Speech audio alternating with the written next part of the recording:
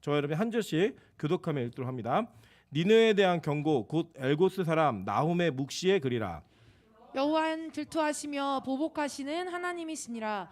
여호와는 보복하시며 진노하시되 자기를 거스르는 자에게 여호와는 보복하시며 자기를 대적하는 자에게 진노를 품으시며 여호와는 노하기를 더디하시며 권능이 크시며 벌 받을 자를 결코 내버려 두지 아니하시느니라. 여호와의 길은 회오리 바람과 광풍에 있고 구름은 그의 발에 티끌이로다.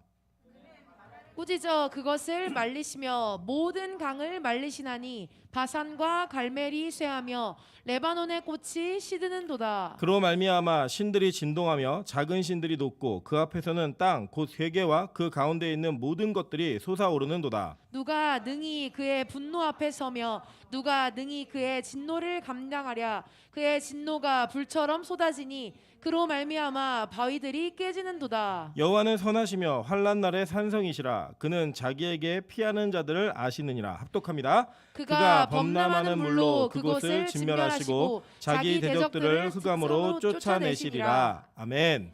네, 우리 다시 한번 주변에 있는 분들에게 인사하겠습니다. 당신과 함께하는 예배가 너무나 좋습니다.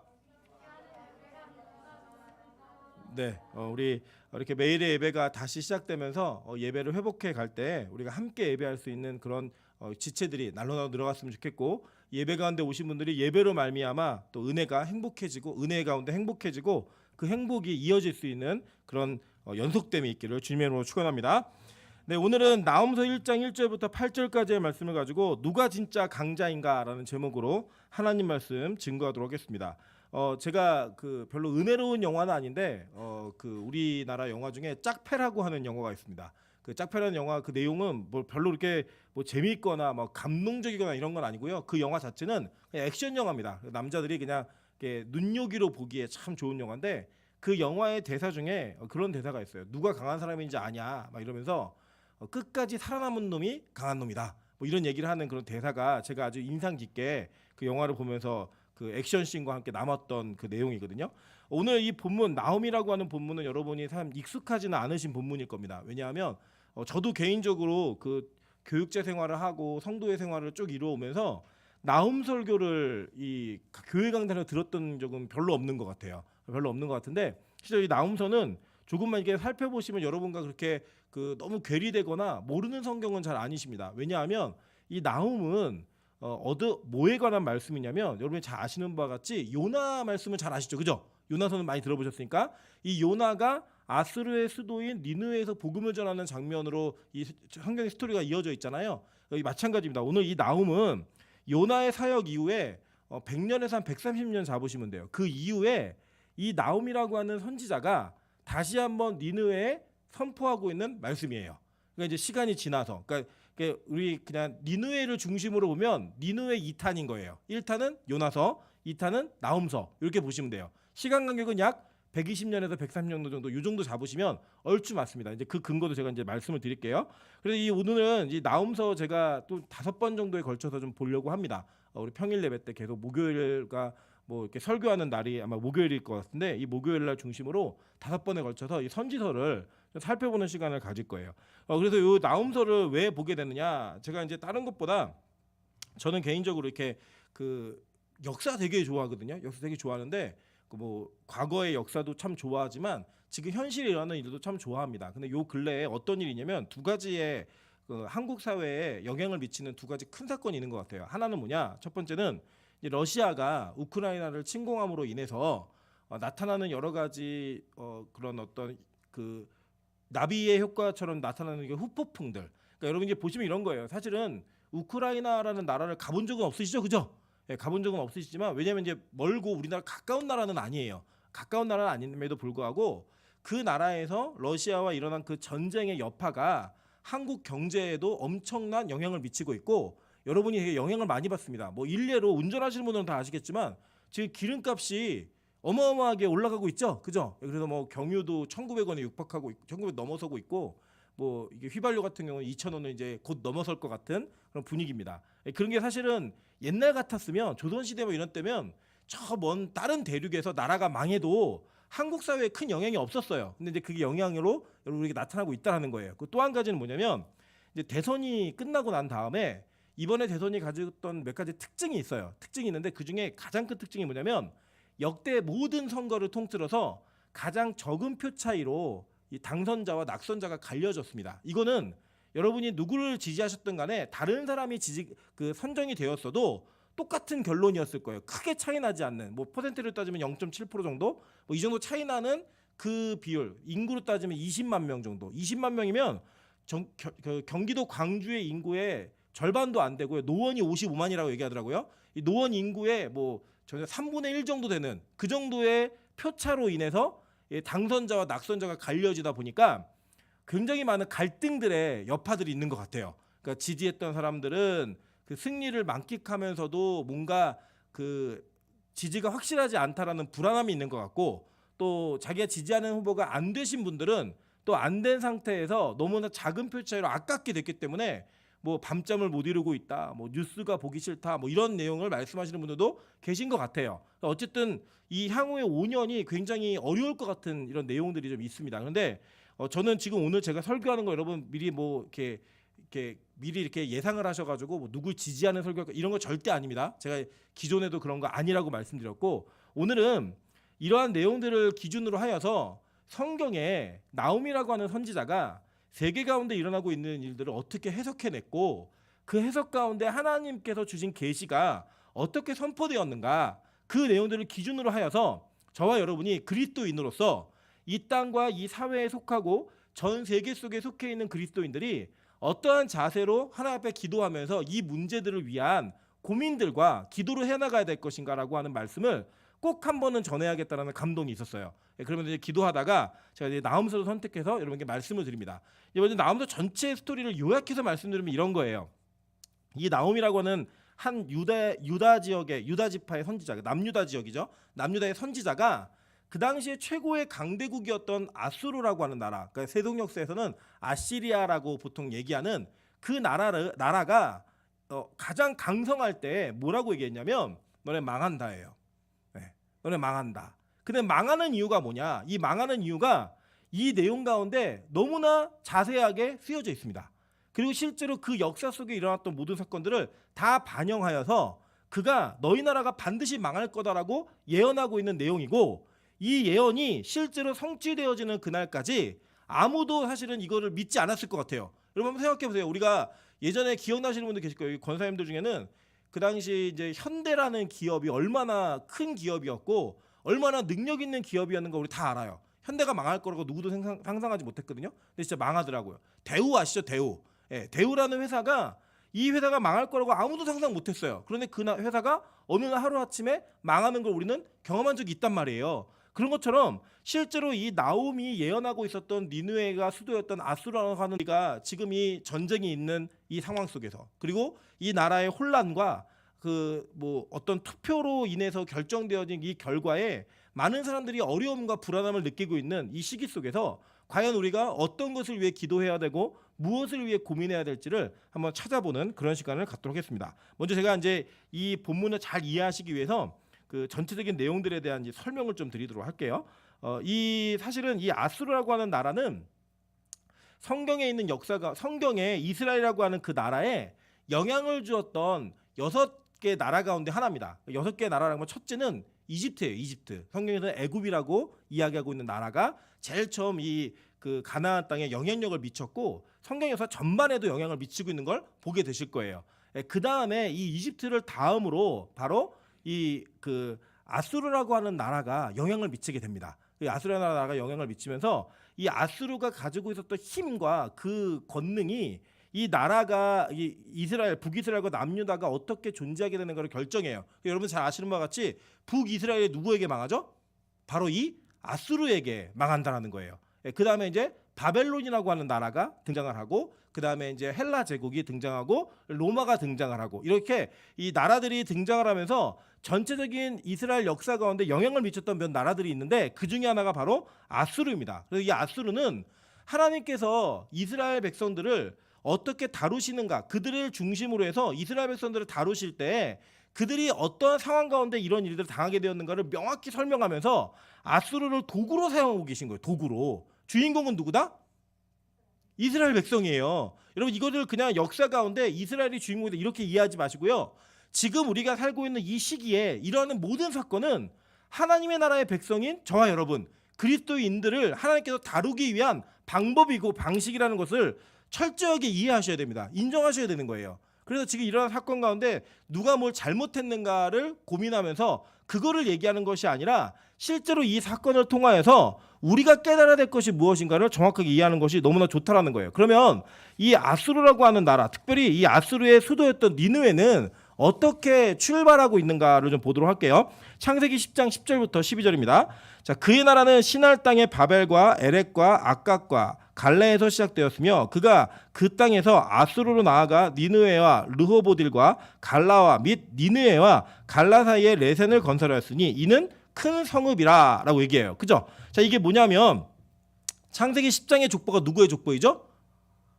니므롯의 족보예요. 그러니까 셈과 함과 야벳을 이야기하면서 함의 자손인 니므롯에 대한 이야기를 합니다. 니므롯은 누구였어요? 하나님을 대항하는 용감한 사냥꾼이었잖아요. 그러니까 이 세속의 문화에 그러니까 지금으로 이야기하면 하나님을 대적할 만한 이 땅의 권세를 가진 사람이에요.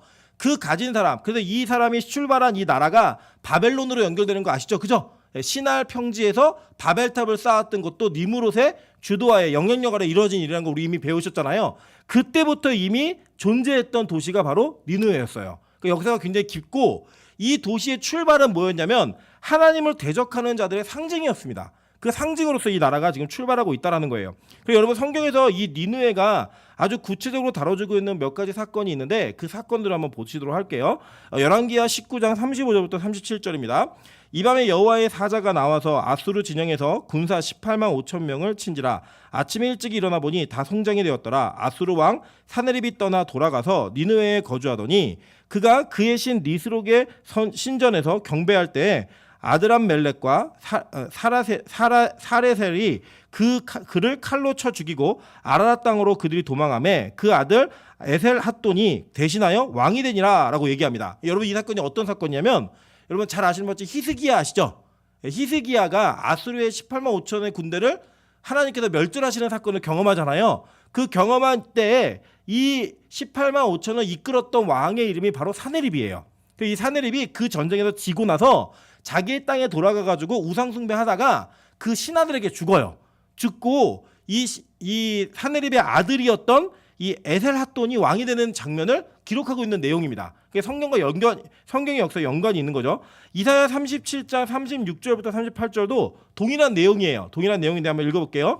여호와의 사자가 나가서 아수르의 진중에서 18만 5천인을 쳤으므로 아침에 일찍 일어나 본즉 시체뿐이라. 이는 아수르의 사네립 왕이 떠나 돌아가서 니느웨에 거주하더니 자기 신 니스록의 신전에서 경배할 때 그의 아들 아드람멜렉과 사레셀이 그를 칼로 죽이고 아라랏 땅으로 도망하였으므로 그의 아들 에셀 핫돈이 이어 왕이 되니라. 똑같은 내용이죠. 그죠? 자, 그런데 이 똑같은 내용 속에 공통되어진 성경의 일관성은 뭐냐면 이 니느웨라는 나라가 하나님을 대적하고 하나님의 백성들에게 괴로움과 고통을 주었던 나라의 상징이었다라는 거예요. 그죠? 이 상징이었어요. 자, 그런데 이 상징이었던 나라가 회개하는 사건도 나오는 걸 여러분 아실 거예요. 자, 한번 보도록 할게요. 요나서 4장 1절부터 2절의 말씀입니다.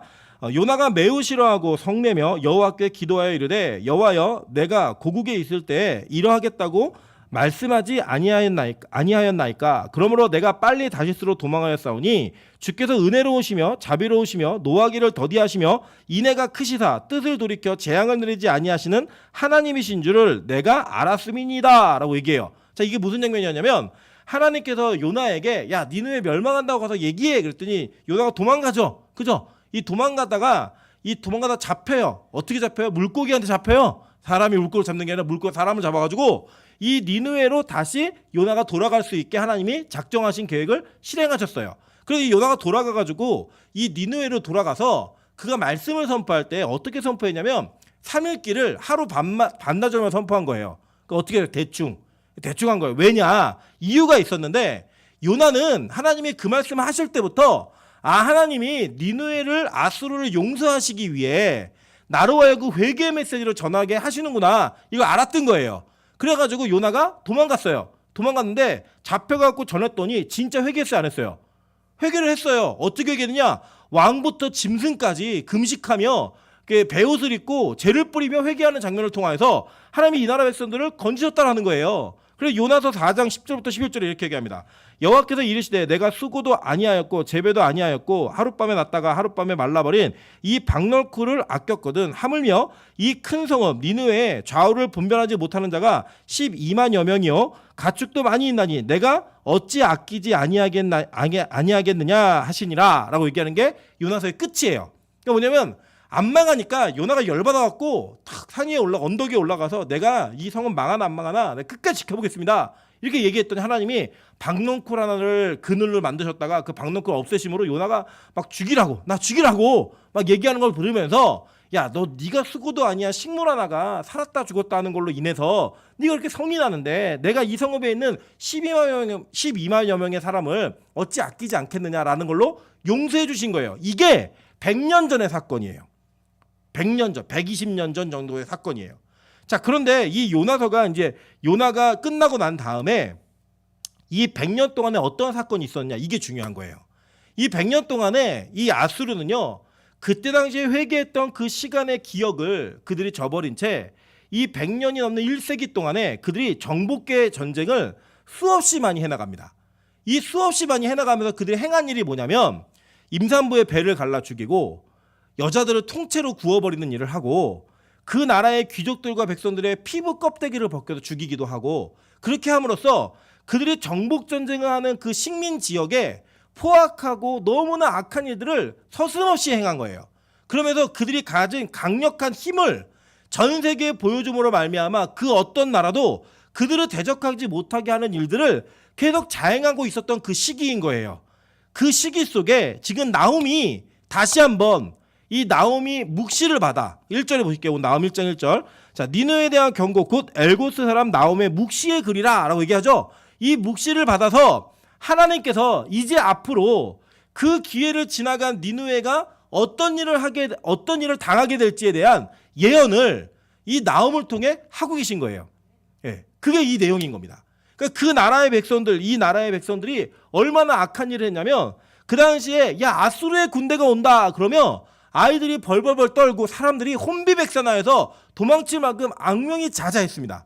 그래서 이 나라가 정복하는 나라들마다 어떤 정책을 펼쳤냐면 강제적으로 사람들을 죽이고 그나마 남은 사람들을 반반 섞어서 그러니까 반 정도를 다른 지역으로 이주시켜버리고 다른 민족들을 섞어버림으로 인해 그들의 민족성을 말살시켜버렸어요.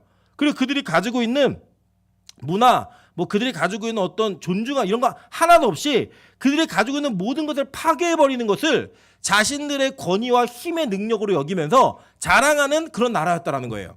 이런 나라에게 나홈이 뭐라고 얘기하시는가? 하나님께서 나홈을 통해 뭐라고 얘기하시는가 보도록 하겠습니다. 2절이에요. 여호와는 질투하시며 보복하시는 하나님이시니라 라고 얘기했어요. 질투하며 보복하시는 하나님이시니라. 여호와는 보복하시며 진노하시되 자기를 거스르는 자에게 여호와는 보복하시며 자기를 대적하는 자에게 진노를 품으시며 라고 얘기했어요. 자, 이게 뭐냐면 이 질투하다라는 단어가 구약에 2번 딱 나오는 단어예요. 이게 그냥 붉게 물들다예요. 그러니까 왜 우리가 얼굴이 화가 나면 얼굴이 빨갛게 이렇게 화가 올라오잖아요. 하나님이 그 정도로 지금 이 아수르의 행태를 보면서 화가 나셨다는 거예요. 화가. 여러분 우리가 이번 전쟁을 보면서 제가 느낀 건 뭐냐면 이런 거예요. 아, 국제사회에서는 힘의 논리를 거스를 수 있는 사람이 없겠구나 라는 걸 하나 느꼈고요. 또 한 가지 뭐냐면 어쨌든 전쟁이라는 건 무조건 막아야겠다. 이 전쟁이 이 여러 가지 내용적인 부분들이 있지만 지금 이 러시아의 군대가 민간 지역, 특별히 병원, 고아원, 학교, 극장 할 거 없이 아주 이 폭격을 그냥 무작위로 하고 있고요. 지금 진공폭탄이라 그래서 그게 얼마나 잔인한 무기냐면 떨어지는 그 순간에 이 폭탄으로부터 나온 이 연기가 사방으로 펼쳐지는데 이 연기 인화물질 연기예요. 그 연기에 불이 붙어버리면 수천 도의 그 열기가 그 공간 안에 채워지는 거예요. 그 공간에 있는 사람들은 다 타 죽어요. 혹시 타 죽지 않는다 하더라도 공기를 한꺼번에 순식간에 확 태워버리니까 그 안에 산소가 존재하지 않아요. 그래서 이 열기가 끝날 때까지 거기에 있었던 사람들은 다 질식해서 죽습니다. 그래서 이 무기를 사용하는 것을 국제적으로 금지하고 있어요. 그런데 이 무기를 지금 민간 지역에 터뜨리고 있다라고 하는 것이 너무나 명확한 증거로서 남아 있어요. 뭐 국제사회에서 어떤 힘의 논리가 있었느냐 이런 거는 사실은 나라마다 사정이 다르기 때문에 우리가 다 알 수 없습니다. 그러나 중요한 건 뭐냐? 국제법으로 우리 정해놓은 게 뭐냐면 군인들끼리의 전투는 무기를 갖고 하는 것이 허용되어 있지만 군인을 가진 군대가 민간인을 공격하는 것은 전 세계가 금지하고 있는 법이에요. 하지 못하게 되어 있는데 심지어는 투항하고 항복의 의사를 표시하고 있는 사람들을 쏴 죽이는 일들이 벌어지고 있어요. 제가 다른 건 모르겠습니다. 뭐 러시아에 관련된 분들 계속 여러 가지 있을 수도 있지만 러시아가 지금 하고 있는 행동은 하나님 원하시는 행동이 아니에요. 이거는 철저하고 분명하게 하나님께서 옳지 않다라고 얘기하는 것을 우리가 얘기할 수 있는 신앙적인 근거로 얘기할 수 있는 그런 내용들의 일들을 자행하고 있다라는 거예요. 뭐 우크라이나가 정치를 못했든 뭐 인물이 뭐 대통령이 잘못했든 여러 가지 이유가 있겠지만 전쟁을 하더라도 누구끼리 해야 돼요? 군대끼리 해야 되는 거예요. 군대끼리. 그런데 지금 민간인을 학살하고 정말 아이부터 시작해서 뭐 가리지 않고 무차별적인 폭격을 통해 민간인을 학살하고 있는 이 전쟁은요. 예수의 이름으로 규탄되어야 되는 전쟁입니다.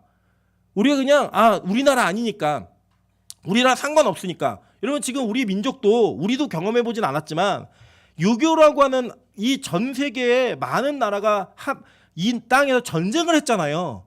그 전쟁의 여파로 인해 여러분의 뭐 할아버지, 여러분의 증조부 이런 분들이 다 그 전쟁을 겪으면서 여러 가지 어려운 사건과 사건들을 다 경험했던 심지어 지금까지도 이산가족의 그 아픔이 있는 그 나라예요. 그때 여러분 아시잖아요. 얼마나 많은 민간인들이 학살되어지고 얼마나 많은 사람들이 총칼 앞에 무수하게 귀한 생명들이 다 잃어갔어요. 아이건 뭐 애들이건 뭐 청년이건 상관없이 다 죽어나갔어요. 다 죽어나갔어요. 그러한 전쟁을 자신의 나라의 이익을 위해 하고 있다? 이거 굉장히 큰 문제가 있는 겁니다. 그러면서 이 나라가 전쟁요 뭐 할 수도 있죠. 나라가 자기네 나라끼리 어떤 특정한 사건이 벌어지면 할 수 있죠. 예를 들어 뭐 일본이 독도를 쳐들어와서 그 땅을 점령했다. 전쟁해야 돼요, 안 해야 돼요? 해야죠. 그런 것들을 얘기하는 게 아니에요. 근데 누구랑 해야 되는 거예요. 군인하고 군인이 해야 되는 거예요. 전쟁은요. 그러니까 이 다른 이유를 다 막론하고 지금 러시아가 하고 있는 행동은 성경적으로 볼 때 절대 옳지 않은 행동이에요. 그 행동을 누가 했느냐? 아수르가 그 시대에 똑같이 했다라는 거예요.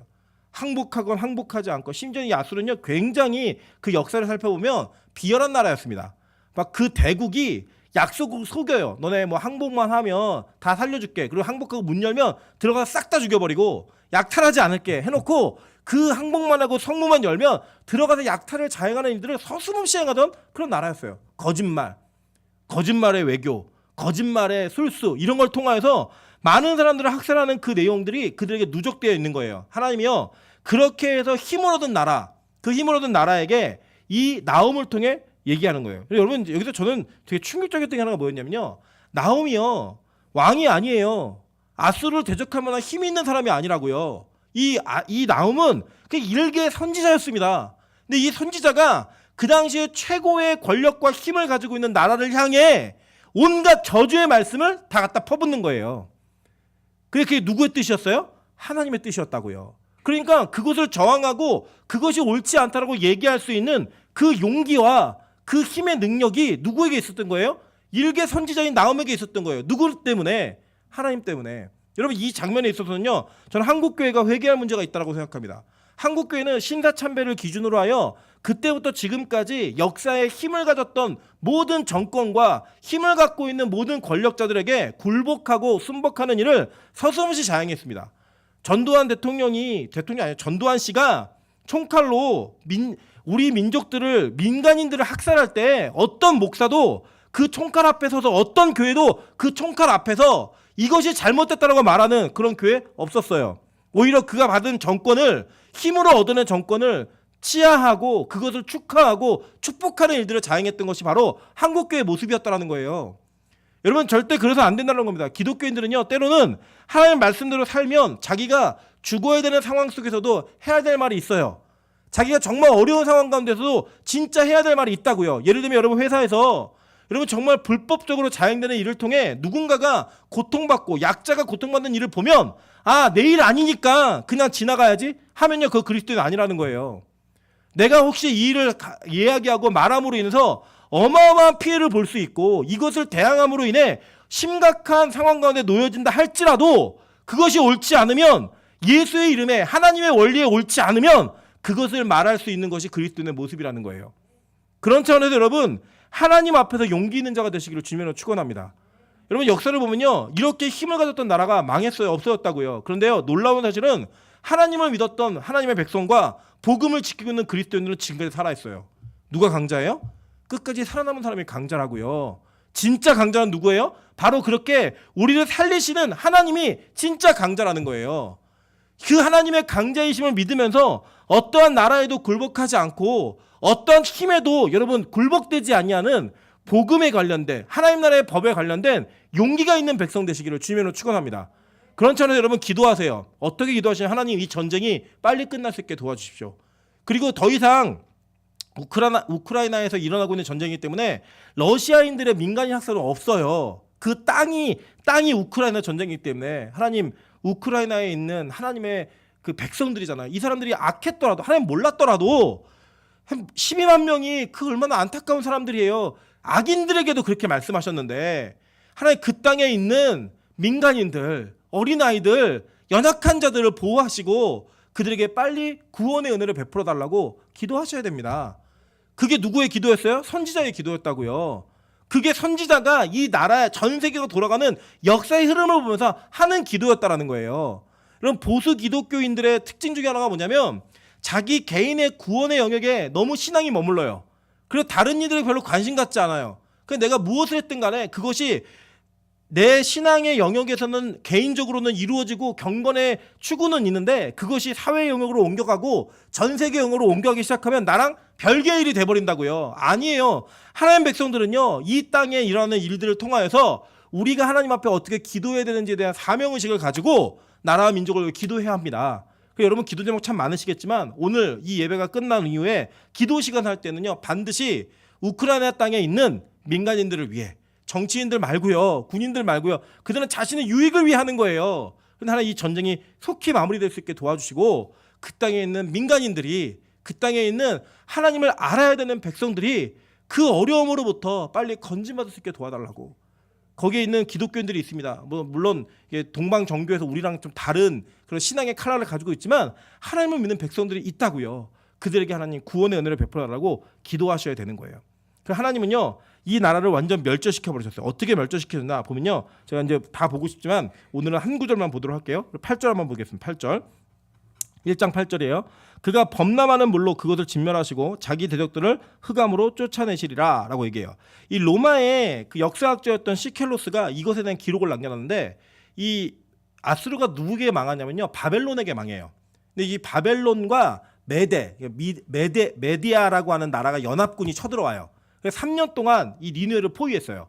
이 포위하고 3년 동안 이 성이 얼마나 컸냐면 성벽 길이가 33km, 그리고 마차가 5대가 지나갈 만한 두께였고요. 높이가 33m였다고 얘기해요. 어마어마한 거죠. 그러니까 30층짜리 고층 건물을 생각하시면 되는 거예요. 그냥 그 정도의 위치가 그런 견고함에 있는 성읍이니까 3년을 지키는 거예요. 그런데 어느 날 갑자기 말할 수 없는 폭우가 밀려갖고 성벽이 그냥 자연스럽게 무너져 버렸어요. 그래갖고 그 폭우가 홍수로 범람한 그 길로 인해서 이 니느웨가 완전히 망했다라는 기록이 있고요. 그리스의 역사학자인 크세노폰도 그렇게 동일하게 기록하고 있습니다. 그리고 이게 재밌는 게 뭐냐면 이 나움과 아수르에 대한 내용들이 성경에 기록되어 있잖아요. 근데 이 기록이요 1846년까지 의심받았어요. 왜 의심받았냐면 아수르에 대한 고대 유적이 나오지가 않는 거예요. 고고학적 발견이. 그래갖고 너무나 이것을 그 사람들이 성경 꾸며낸 거다, 잘못된 거다라고 얘기했는데 이거 성경을 믿는 학자들이 이 구절을 근거로 하여서 이제 팁을 가졌던 게 뭐냐면 야 분명히 홍수로 인해 여기가 이렇게 메리떼였을 거다. 그 땅 파봐라. 땅 팠어요. 진짜 유물이 나오기 시작했습니다. 그래가지고 이 아수르의 유물은 성경이 얼마나 진실되었는가, 정확한 사실을 기록하고 있는가 1800년대에서 약 2500년 동안 BC 609년에 아수르가 망하거든요. 2500년 동안 땅속에 묻혀있던 것이 이게 나타나게 되었는데 그 원인의 분석이 뭐냐면 홍수로 인한 심판이었어요. 물의 퇴적으로 인한. 말씀이 정확해요, 안 정확해요? 정확하다고요. 하나님은요 이렇게 악행을 하고 있는 정치인들, 이렇게 악한 일을 하고 있는 이 러시아의 잘못된 결정과 민간인 줄 알면서도 폭격하고 그들을 학살하고 있는 그들에게 반드시 하나님의 방법으로 보복하실 거예요. 그들을 멸절하실 거예요. 기도하셔야 됩니다. 그래서 이것이 하나님의 공의가 이루어질 수 있게 해달라고 기도하는 모습을 잃지 않으셔야 돼요. 자, 두 번째 문제를 놓고 기도할게요. 지금 이제 한국 사회가 지금 어떤 어려움 가운데 있냐면 이제 분란의 어려움이 있을 거예요. 이거는 뭐 윤석열 씨가 됐든 이재명 씨가 됐든 동일한 사건이에요. 뭐 뒤집어져봤자 몇 프로 차이겠어요. 그 0. 몇 프로 차이겠죠. 그죠? 20만 명 정도의 차이. 그 차이로 인해 이게 분리가 되었는데 이 분리를 우리가 분석해 볼 필요가 있다라는 거예요. 왜 이런 결과가 나왔는가? 분석했을 때 저에게 인사이트를 주고 한 가지 깊은 영향력이 있었던 한 가지 자료가 있었어요. 그게 뭐였냐면요.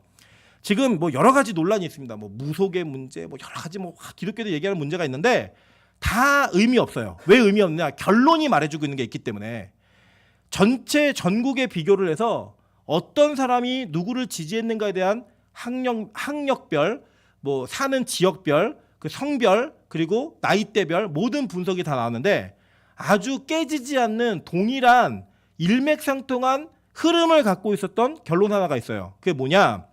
부자 동네는 윤석열을 지지했고요. 가난한 사람들은 이재명 씨를 지지했어요. 그게 아주 정확해요. 그래서 전업주부와 무직에 있는 사람들이 윤석열을 지지했고 나머지 화이트 칼라, 블루 칼라 이런 분들이 다 이재명 씨를 지지했어요. 자, 그 결론은 뭐냐면 지금 이 시대에 전업주부를 할 정도면 집이 부유한 거예요, 아니에요? 부유한 거죠. 그죠? 그리고 무직이다 그러면 이 사람들 일 안 해도 먹고 살 수 있는 사람들인 거예요. 그러니까 이런 사람들이 주로 윤석열 씨 지지했다고요. 그래서 뭐 이건 지금 이거 뭐 윤석열 씨가 됐다고 저희가 반대하는 게 아니에요. 저는 그런 의견을 갖지 않아요. 이거 하나님 내리신 결론이에요. 이 정부를 위해서 기도하셔야 돼요. 근데 어떻게 기도하셔야 될 걸 제가 말씀드리는 거예요. 지금 투표는요. 기독교인이건 아닌 간에 아무 의미 없어요. 여러분 이 땅이 한국 사회가 부자인가 아닌가, 그러니까 자기 재산을 지킬 수 있는가 없는가, 자기 재산에 영향력이 있는가 없는가를 기준으로 투표를 했다고요.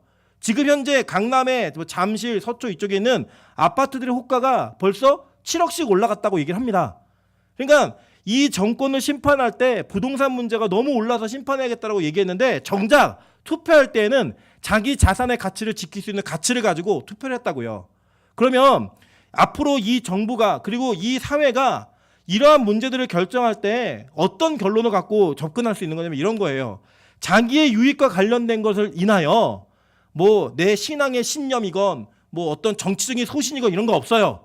그냥 그게 내가 가지고 있는 자산을 지킬 수 있는 정당이면 그 사람이 누구든 간에 상관없이 지지해 주겠다라는 거예요. 앞으로 그런 일들이 계속 벌어질 겁니다. 왜냐? 성공했기 때문에.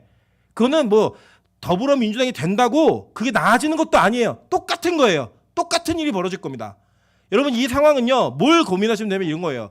지금 이 시대는요. 총칼로 사람을 죽이고 이 사회 속에서 총칼로 인해 신분이 결정되는 시대는 아니에요. 그럼 뭐로 결정되죠? 돈으로 결정되는 시대예요. 어떤 아파트를 살고 있는가, 어떤 차를 타고 있는가, 내 통장에 얼마가 놓여 있는가, 그것을 지금 이 시대는 뭐라고 얘기하냐? 강자라고 얘기합니다. 그런데 이 강자에 여러분이 지키고 싶은 그 자산과 그 여러 가지 소유하고 있는 것들이 나눔의 개념과 어렵고 가난한 이들을 돌보는 개념으로 가지 않으면 여러분은 이 시대 속에 살고 있는 앗수로예요. 저는 이 정부가 앞으로 출발되어질 정부가 약자들을 돌보고 사회 그늘 속에 있는 어려운 이들을 돌볼 수 있는 그러한 시각을 가지고 통합과 화합을 이뤄내는 정부가 될 수 있도록 기도하셔야 됩니다. 된 거예요. 못 뒤집어요. 뭐 일각에서는 뭐 탄핵하자 이런 얘기하는데 그런 얘기 함부로 하시는 거 아닙니다. 우리 인정하셔야 돼요. 누가 하신 일이에요? 하나님이 하신 일이라고요. 그럼 이제 뭘 해야 돼요? 우리는요? 싫어도 기도해야 돼요. 싫어도 기도하면서 하나님 이 정부가 100% 하나님의 뜻에 맞게 할 수는 없어요.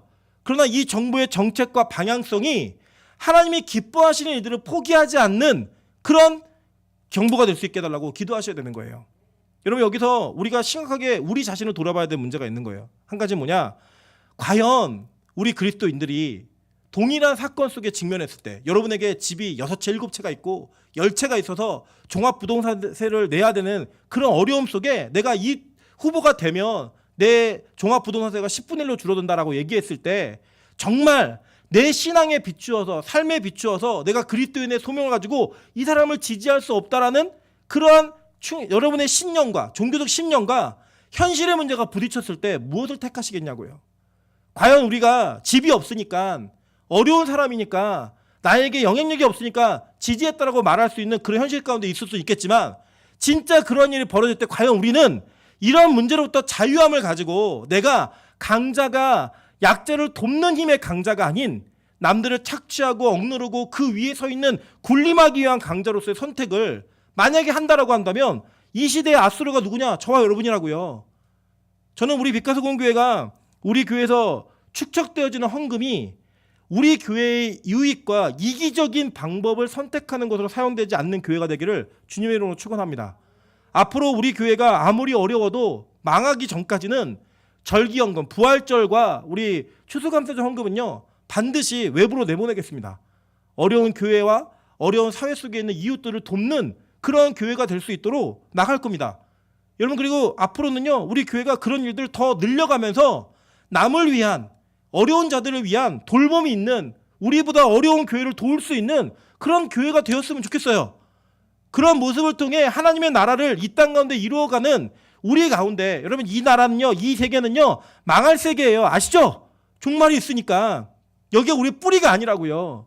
우리가 여기를 계속적으로 나아가는 이 뿌리 받고 살 때가 아니라 우리의 뿌리는 하늘에 있어요. 하늘로부터 사는 거예요.